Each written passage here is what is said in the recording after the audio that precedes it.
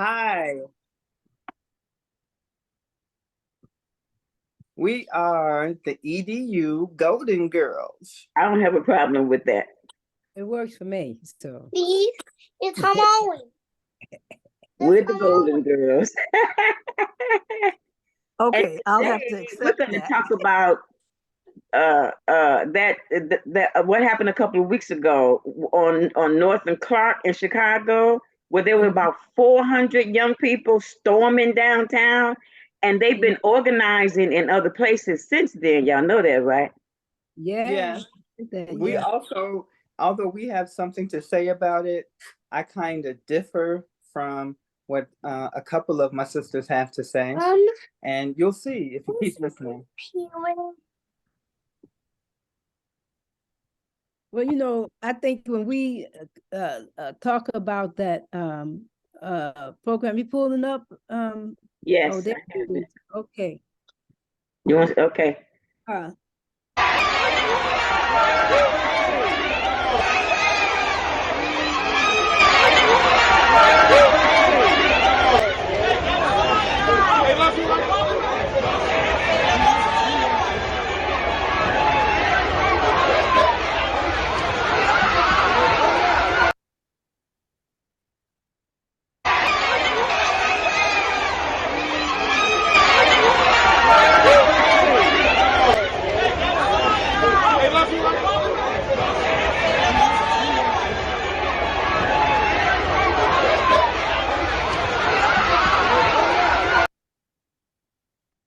Okay, well, that's a moment of it, and that's a light one right there. There's a couple of other videos from other people's cameras that get, a very a different part where there were shooting and they were attacking people and they were, storming stores. It was just really awful. It was really awful. Yeah. And where I differ is, well, also when I watch some of those clips and go back and watch them on YouTube so that I can read comments from other people. Okay. I get a lot of comments that spoke to parents, that spoke about where were the parents, what's going on with the parents, and they spoke about how angry they were with the parents and with the children. However, that was not my initial reaction at all. That's my initial reaction. It's kind of unusual right now. Wait, we usually speak to teachers and administrators, but in this case, when I saw that happening, that's not the first time I've seen that happen. I've seen it happen in Hyde Park on Halloween for several years. Once I was accidentally in the midst of it on 53rd Street. So this is not the first time this has happened. This is just the first time it's been so widespread, and it's been in all of the news on all the news channels. But yeah, I only think about parents because it was after school, it was late night, it was weekends. That's when parents have control of their children. Right. And then you had children that were what, 9, 10 years old, older, out there in the street as well. And so we talked about it, right, girls, Golden Girls? Yes, we did. However, I'd like to look at, I always want to find out the cause, the root problem of something. What's the cause? What's the etymology of it? Okay. Why? The why of it. And I know that we're going to focus on parents because we could spread this out very wide, just like a tree has its roots and then it has its many branches. And the longer it lives, it has more branches and more leaves and more roots. However, each generation, including ours, how it differs from our parents and theirs from their parents, each generation comes tougher, stronger, and has more information. And it seems bravery and anger when things are not going right. But each generation is coming stronger and stronger and tougher and far more outspoken than its former generations. And that goes back, since forever. Very true. But Yeah. you know, We did some things during our time as adolescents that our parents would never have thought about. My mhm, children did things, thought about things, talked about things in ways that I would not have ever done. And, you know, though I don't have any grandchildren, I see other young people that could be my adult children's children. And it's just, they do, they scare me but, in but such a way. one of the primary differences is that we didn't have technology. Exactly. And technology has done a lot to spark what was possible in that video, Yeah. you know. And so remember, we looked at that, and one of the questions that came to mind, like you say, where are the parents and all of this? Where are you? Yeah. So we, you know, essential questions is what? One, How do parents take their control back? Because the how do we take problem our is our parents take parents the have, control back have in this? given up our power. Parents have given up their, well, I'm not a parent of children anymore, but parents have given up their power. That's the problem. Has it been willfully? I don't know. What do you all think? I believe Of course, it's not willfully. one of the problems to be addressed or looked at or dissected is, what are the agencies available for teens, youth, young adults to actively engage in? I remember when I was a teen, we had, sock hops at local churches. Our park district had free activities. Mm-hmm. There were things we could do. Mm-hmm. We had a curfew, Mm-hmm. of course, that was implemented in the city. The commercial ran, it's 10 o'clock, where are your children at? But society has pulled back from those things. And if our students, our children, our teens, our youth do not have some place to actively go, when you're restricted and constantly told you can't be there, Yeah. that becomes a problem. Yeah. Yeah. They're addressing the problem. That's We one might not of the branches how on they the tree. address it, but that's them addressing their issues. Yeah. And I must say that when I think about my adolescence and my youth, I grew up in Inglewood, and then we moved to Morgan Park. But in both of those areas, I was able to get in programs at the Park District where I was able to take different workshops and classes.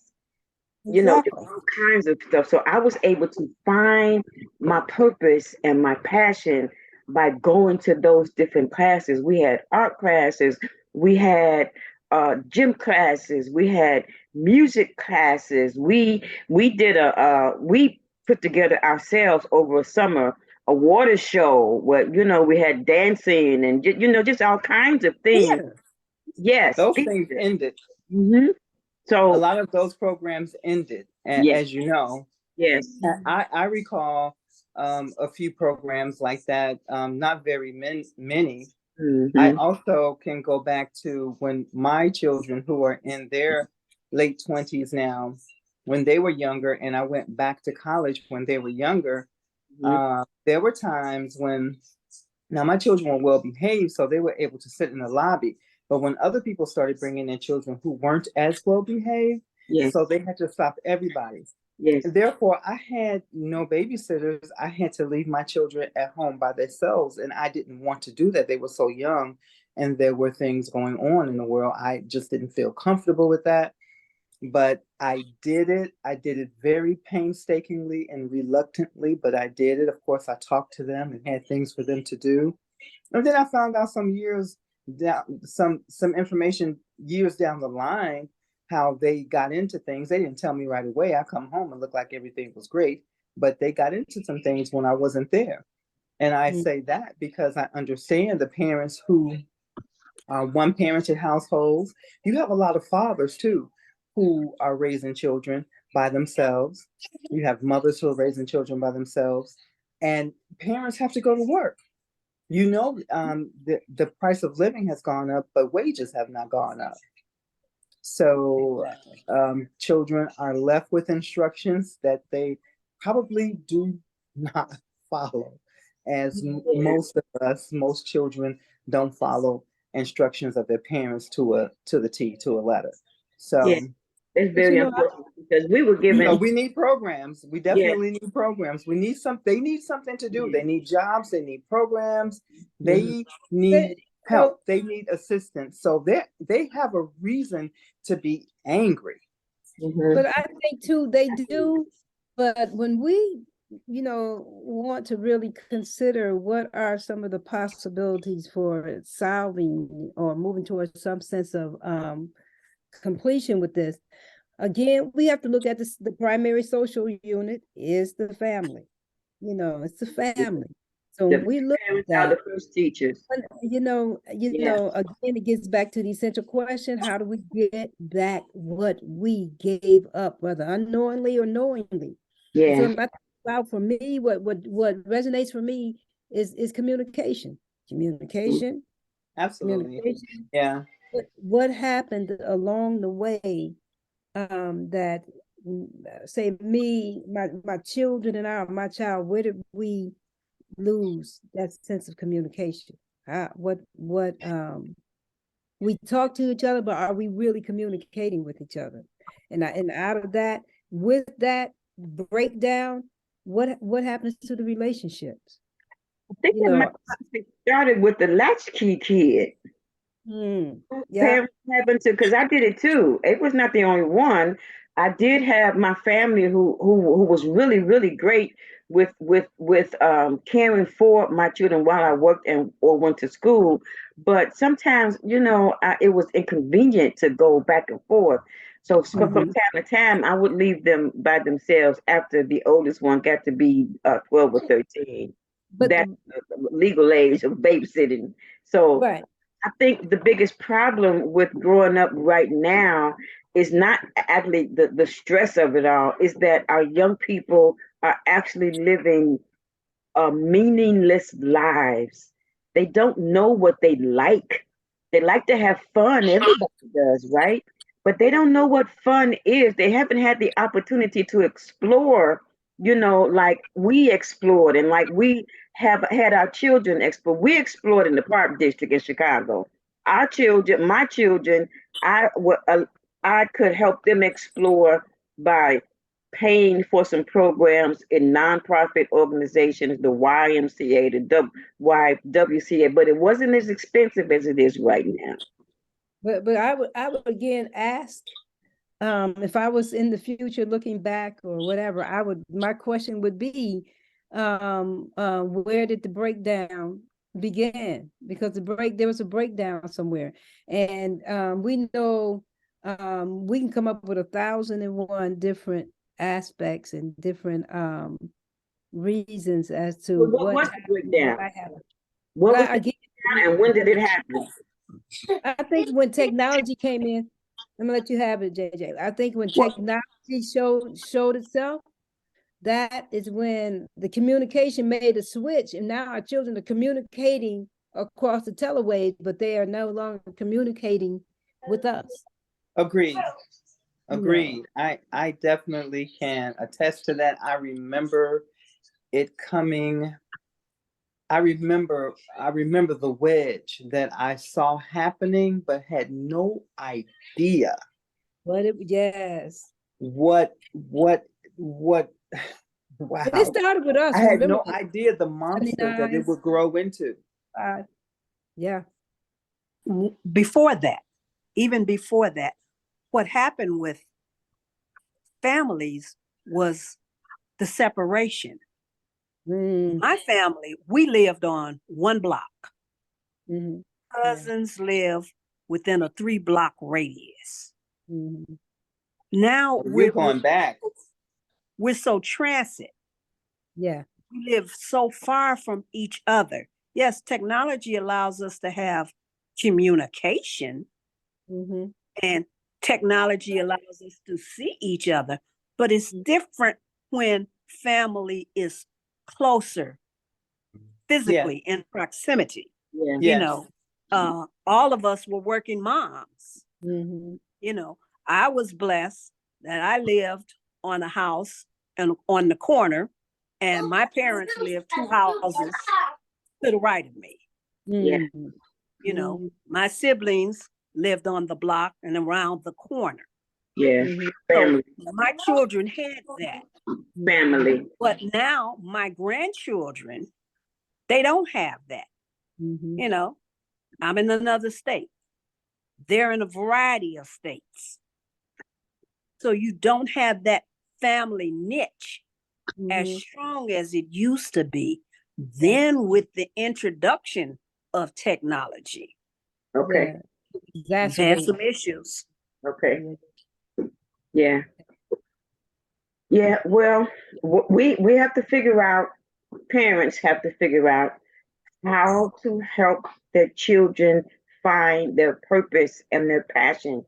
I believe every one of us come in a package with the mindset that there's something in us that we love. So parents need to figure out how to help their children explore so that they find what they love. Everybody loves something. Even the idea of volunteering. When I was younger, it was easy to volunteer in places. When my children were being raised, it was easy to volunteer and play. These days, it's difficult to find volunteer situations for young people to be able to explore. The idea is exploration. When I went to high school, I went to CBS, and at the time, it was a vocational high school. The first year, we experimented with 4 different career paths. Each semester, we experimented with a different career path. They gave us an opportunity to explore what we could like. The second year, we chose 2 of those 4 that we liked the best, and we spent 2 semesters in each of those. The third and the fourth year of the 2 that we chose the sophomore year, we spent the rest of our junior and senior year building on that one. We started exploring 4 different areas. It broke down to 2, and then it ended up with 1. And most of us who graduated CBS during the eras that I did, we left with a valuable job skill. And Mhm. so Or so we we could go to each, work and actually make a living, or we could go to college with the career path already in and mind. we each remember and many people remember when they started removing those schools and those programs, when Mhm. vocational schools started shutting down, or they started removing But many of those vocations from the schools. that's what it was. Because And so that's one of the things that happened in society. Yes, and I will also add, as Michelle pointed out, how parents should and need to help their children find what their passion is. One of the things that we as parents have to do today with the latter generations, we have to do a lot more listening. We have to hear them out. We have to listen to what they have to say, because the latter generations will not be quiet like we would and Yeah, like the previous generations. you're absolutely right. So Scared, we spoke at have to all. they have to be Yeah, heard. They have to be listened to. yeah, And they have a right to be listened to, even if they're wrong. I remember I could see that this generation being stronger in that direction, because I remember as a teenager and a child how that when I was told or not allowed to speak, inside my head, I'm thinking, why won't you listen to me? How do I know if I'm wrong or right if you don't listen to me? You say you know, but I don't know. I don't know that you know. So I understand that this generation, they're not going to listen to you if you don't listen to them. So that's one of the adjustments that parents may need to consider. That's true. I didn't dare speak up, so because I knew wasn't gonna be listened to. I was raised, as most of us were, in the era of don't speak unless you're spoken to, and I wish I had listened to my children, especially during their adolescence, more. But it is what it is, and if when I do finally get grandchildren, I would suggest to my children that they listen to their kids. That's important. Well, when I think about our book, and the aspects that we've touched on in the book, no different than the social aspects. So education and it all really feeds back into the same reservoir. And so that's, I think, again, for I think relationships is a very integral part to addressing the problems that we're having as we saw with them in the streets. What kind of relationships have we forged with our children? And we know that our children today, they probably can make it very difficult to forge a relationship because their relationship is only with their cell phones, and so they're very detached from the process.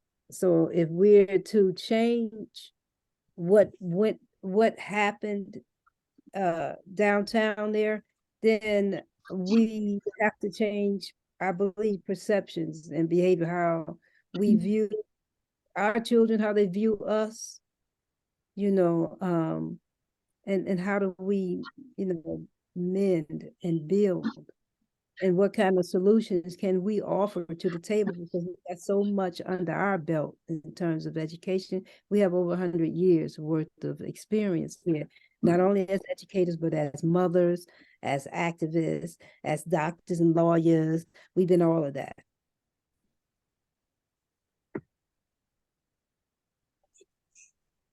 So since we're going to focus on parents, the parental aspect of what's going on with our youth, what's going on with them and what they need, I want to deal with the first relationship that is so important. That is the parents' relationship with themselves.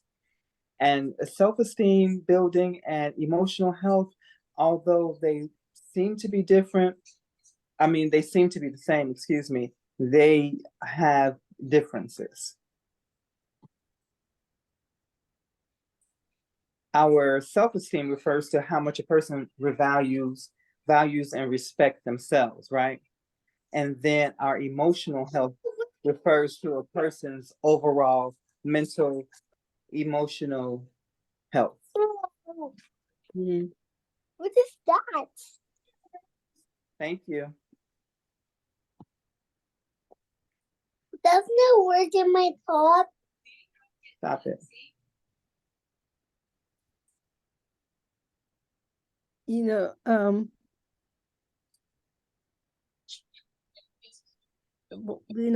don't we take a breather for that one? Take a water break so we can regroup. Yeah, I'll talk more. I'm going to do something like this.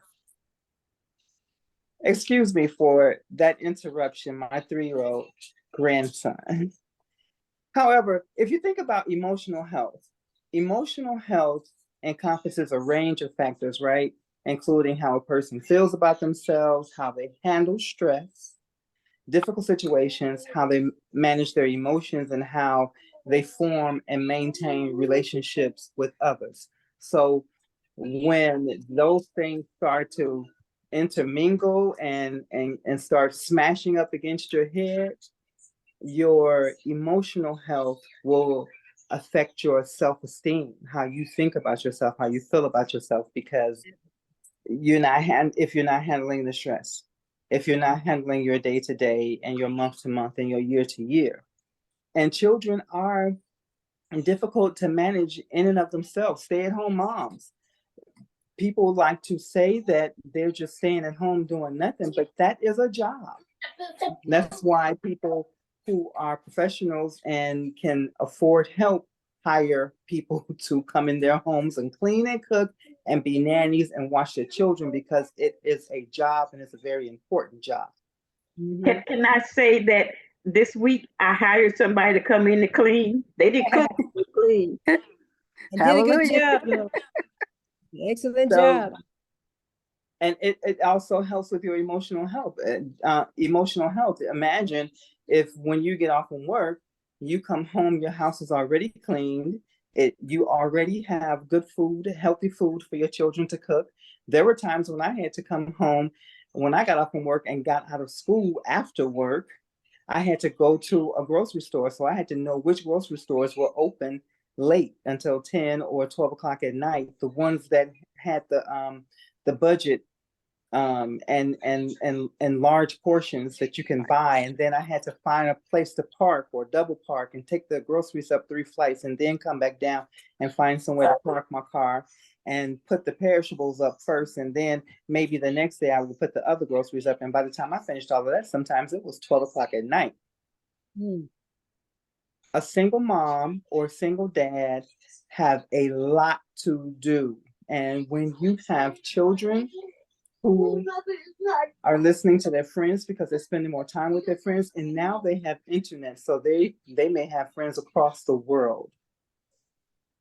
The parents today have a lot on their plate. Their emotional health and their self-esteem is at risk. Yeah, absolutely. They have a lot on their plates. And this discussion is not to beat up the parents of those children who were downtown. We're trying to give them tools to work with so that they can get their power back. But we got to be willing to look at, there's an elephant in the room, and we have to be willing to call that elephant down. And I think that's kind of what EDU Golden Girls trying to do about right now. Jamila, what you sitting there and you just busting with something to say. What you got? Well, as parents, as educators, administrators, whatever our titles are, we have to have an active discussion with our youth, our teenagers. We have to discuss and set up their boundaries and their limitations. But we also have to have that within our own sphere, because we let one thing run over into another. Like April was just explaining, she finished work to go to school, to go grocery shopping, to come home, yada, yada, yada. That's what we do. But if we don't set boundaries for ourselves, we have a spillover. As you said, it becomes an emotional situation, a communication situation, just a variety of situations. Self-care situations, like April was saying. Because we haven't did that for ourselves. And I'm a person that is about time management. I'm a planner. I have calendars all over the house. And on the calendar, you can see a variety of things that I have to do. And when I had children, it was even more so.